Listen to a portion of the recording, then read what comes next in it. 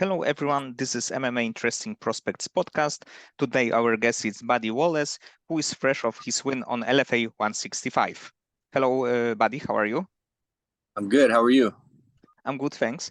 Buddy, I can announce you as the former A1 combat middleweight champion, welterweight champion, current LFA fighter, contender series veteran. So I think that you've been all over the place, and a few times you were at least close to being signed in the UFC. So I think that overall your career is great. But I would like to talk about a little bit about your last performance against Wallace Lopez. If you can tell me, what do you think about this fight and what should be next for you after this? It was awesome. I was excited to test my stand up against such a veteran in the kickboxing game, and everyone kept telling me to take him down, but I wanted to test it on the feet, and I was able to get the TKO. So it was exciting to test myself against someone who's fought all over the world and show that I have world class abilities. And what's next for me? I'm trying to fight top level guys. I'm ranked, I think, 25 in the United States, and I'm trying to get up in that, top 5 contendership. So I'm looking to make big moves from here on. And is it a LFA contract, one fight deal, or is it a longer one? Yeah, it was a one fight deal. I took it on 16 days notice, so it was a short notice fight too. And they seemed interested in having me back possibly, but who knows? I could be on to bigger, better things. So we'll see. I think that definitely, as the promotion, they should want you to be back in their cage, because you always like going for the finish. So I think that all fans love this kind of style. And if in your next fight, would you prefer to fight in the welterweight division or middleweight division? Yeah, welterweight. I feel like I have the best advantage. I've fought middleweight most of my career. I've taken fights on 2 to 3 week notice. That's why I got 9 losses. I've always been willing to just jump in there and try to stay ready at all times. But if the opportunity is right, I would fight middleweight again. But I really like to stay at welterweight and prove that I'm world class at that level. And I think that right now, as the winning record, you are in the best shape of your career, because you have a five fight winning streak. All of these fights were finishes, and you defeated very good fighters like Aaron Phillips, who was the ultimate who fought it ultimate fighter, and Luis Koske, who is like a UFC veteran. So I think that at this point it's hard to deny that your place should be in the UFC. Right. I'm hoping so, but you never know. I used to put a lot of pressure on getting to the UFC. That was always been my dream. And I did it back when I fought for the Contender. And it's funny because I told myself, I don't care if it takes me another 6 years to get there. I'll keep fighting and I'll keep trying. And here I am 6 years later, and I'm closer than I've ever been. So the pressure's not really there anymore. I just want to keep competing. I want to be a fighter that has 50 fights under my belt. I'm more focused on that now than I want to compete against the best. But there's great fighters all over the world in all different promotions. So I'm excited to fight anywhere, to be honest.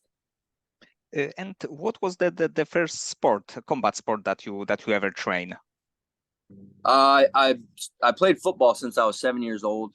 So 15 years. I played all the way through college. That was my first love, but I started wrestling in high school. And once I got to college, I started wrestling in the off season at risk of losing my scholarship if I got injured. But I just knew I was going to compete when I got home in MMA. So I tried to get as much wrestling as I could under my belt. And as soon as I got home from college, I jumped right into it. I fought amateur for 10 months and then went pro. I made it a goal to go pro within a year. So I've been setting goals and beating them all along the way. And wrestling is probably one of the best bases for MMA. And like for like watching your fights, it's hard to tell either you are a striker, grappler, wrestler, because you are on the so high level all of this like departments. So it's like hard to tell.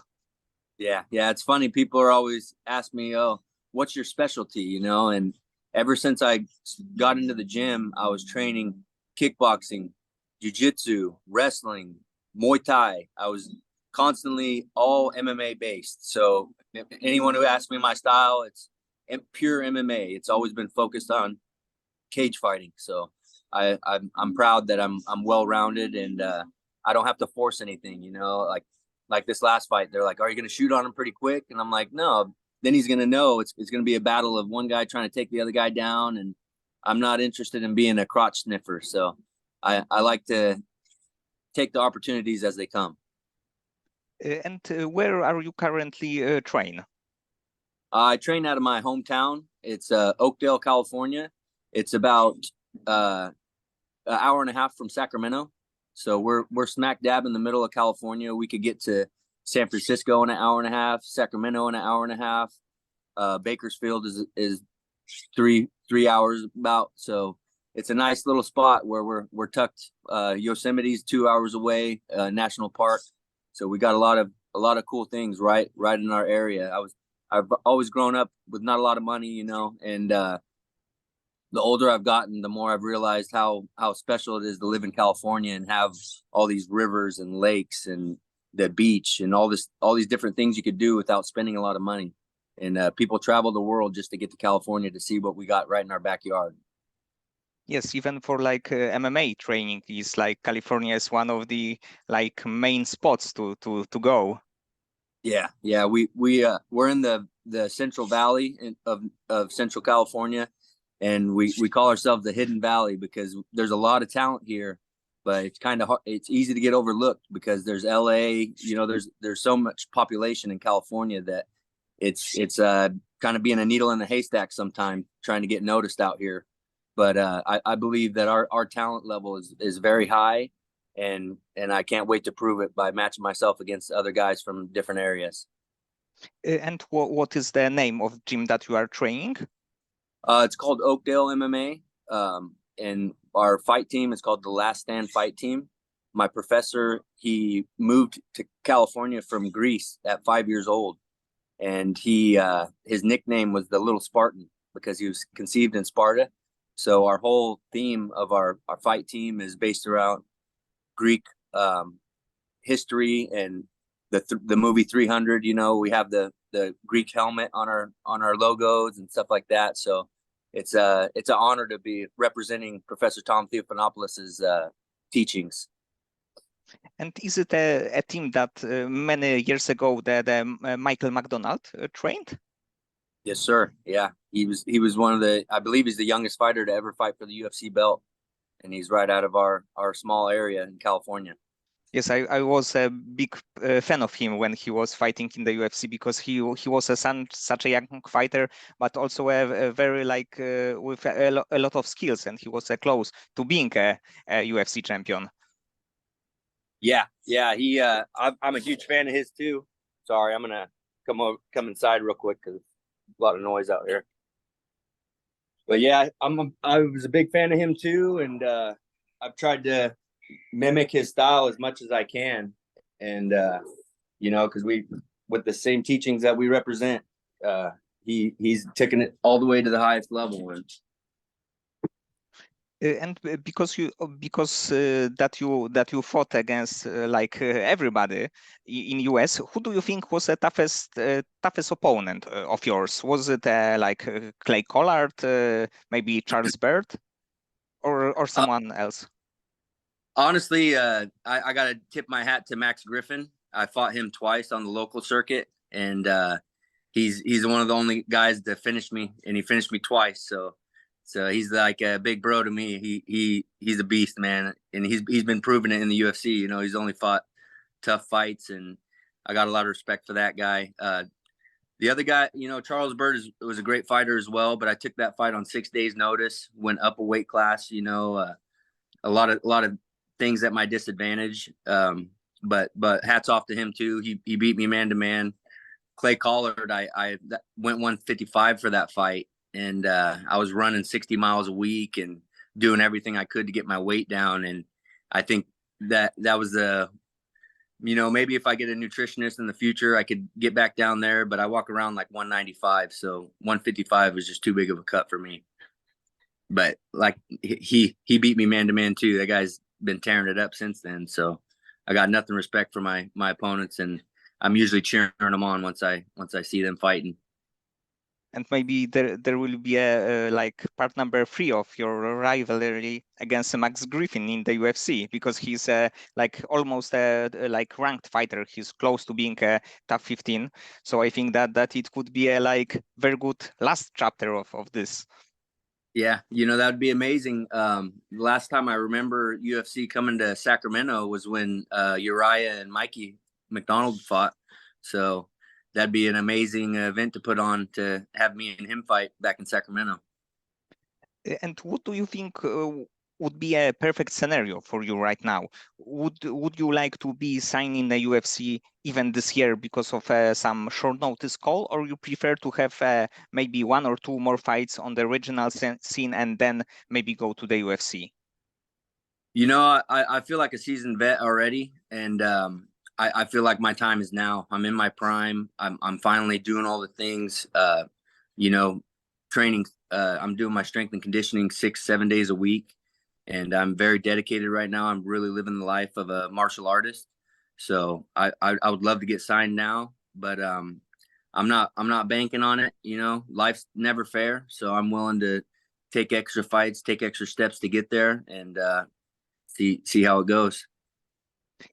And if the UFC called you as the short notice fight, but in the middleweight division, would you be interested if it would be like 2 weeks to the fight? Yeah, I would definitely be interested. I mean, what have I got to lose? I've been there once and failed, and I definitely I'm in better shape than I've ever been in. My mentality, the even the how I fight now is very strategic. I've learned to be comfortable in there and be more of a cerebral fighter. So even if a guy has weight on me or a height advantage, I'm not too worried about that anymore. I got 30 fights under my belt now, so I'm ready to take on anyone. And if the Bellator or PFL would contact you that they want you to fight there, would you be also interested, or you prefer just being in the local scene a little bit longer and wait for the UFC call? I have a hard time being patient. Like this fight I just took on 16 days notice. A lot of people are telling me don't risk your winning streak. Like that's what you need to get in the UFC. But I've always been more of a fighter like Cowboy Cerrone that just wants to fight for the pure love of it, and let the chips fall where they may. So I'll definitely fight PFL, Bellator, ONE FC.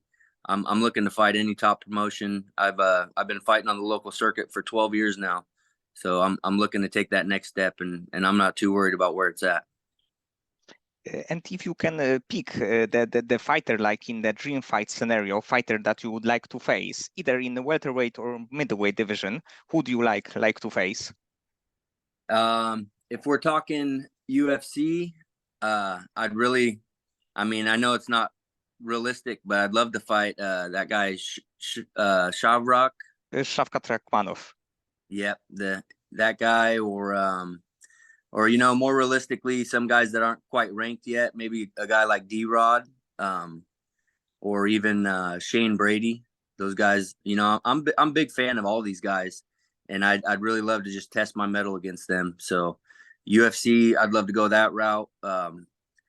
Any other promotion, I feel like I'm ready. 1-2 fights in their promotion, I'm ready to fight for the belt. I'm looking to make big moves from here on out, and hopefully my skills will back up my mouth. And I think that you against Kelvin Gastelum would be also a great fight, because he was also a welterweight, then middleweight fighter. So I think that about the division, it would be a cool fight, and also because of his fighting style. Right. He'd be a great opponent. It'd be an honor to fight him. He's been in the game for so long. That's what I'm looking to do. I'm looking to fight someone who's already been in it and prove that I should have been there, and establish myself as a fighter that should be fighting ranked opponents. And do you like to watching MMA fight or the UFC fights? Yeah, I watch almost every show they got. So I've been a huge fan. I started watching back when I was in high school. I was watching Forrest Griffin and Stephen Bonner go at it on Ultimate Fighter show, and I fell in love from that day. You know, I was telling my high school coach that I wanted to be a fighter, and he's trying to talk me out of it. But here we are. So how much were you surprised that Sean Strickland defeated Israel Adesanya?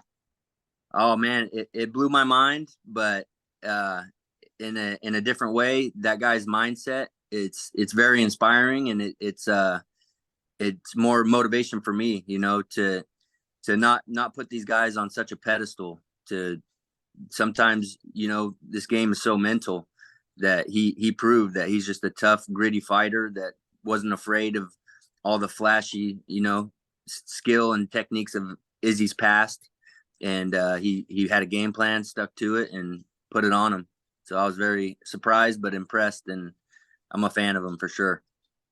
And I think also that it's quite cool story because less than a year ago he was on the two-fight losing streak, and I think that many people thought that he will be I don't know, maybe even outside of top 10, and right now he's a world champion.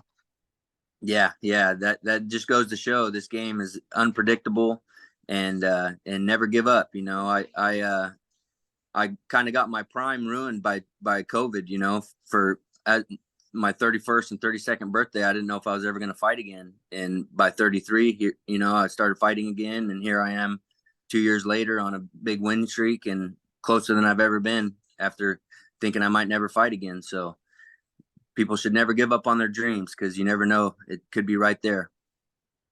And you are in the game for many years. You are a really battle-tested veteran. So if you can like give one advice for young fighters, the fighters that are going like make their pro debut, they just starting with the sport. What kind of advice would you like to give them? For the young fighters out there, I'd say just put your time in. Don't be in a rush, and don't put so much pressure on winning and losing. You know, like Bruce Lee says, it's not about that. It's about the journey of being. I've always said that I'm not just a fighter. I'm a martial artist.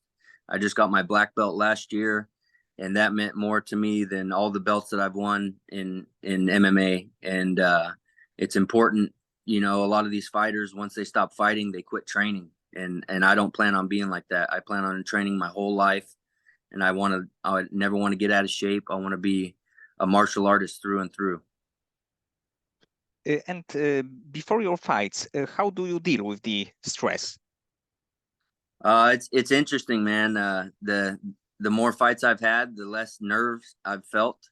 You know, when I first started, I didn't want to admit that I was nervous, and I would kind of black out and not even remember what happened. But now I'm just so in tune, and you know, I'm like, I've been here. I've been here so many times. I've you could see it in the way I fight that I've become very comfortable in there, and it's what I love to do. You know, I once football ended for me, I knew I needed to compete. I needed to do something to have that competitive drive. I have such a love for competition that I had to keep it going, and this is the perfect way to do it. And I think that the confidence was on the display in your last fight when you decided to stand against very good striker and a knockout artist. Yeah.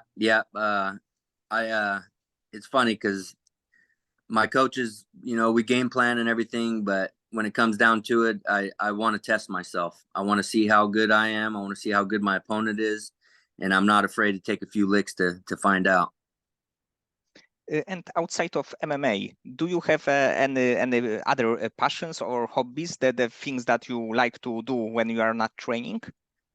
Yeah, like I said earlier, we got so much nature out here. I love going kayaking. Me and my brother-in-laws hang out a lot.